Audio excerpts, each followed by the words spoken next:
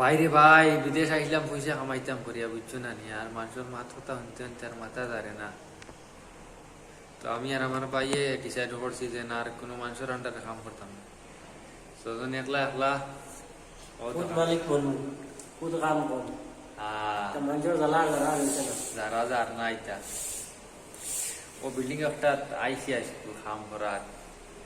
তো দেখা যাও কি তো আইসে না মানুষটা, আইলে বোঝা যাইব কেমন টাইপের মানুষ হবো। তার লোকে কথাবার্তা করিয়া দিচ্ছে ও এতে কর্ম আর এও যে উল্টা পাল্টা করেছে তারে হলাই দেয়। ও আমরা দুজন ডিসিশন করছি কোনো মানুষের মাত শুনতাম না, আমরা মর্জি মতো কাম করতাম, মর্জি মতো ঘুরিতাম। আমরা দুজনে মিলিয়ে একটা কোম্পানি খুলিতাম বড় করিয়া, তাতে দুজন করোড়পতি বনি যাই 2-3 বছরের ভিতরে। ভাই করোড়পতি বনতাই না নি?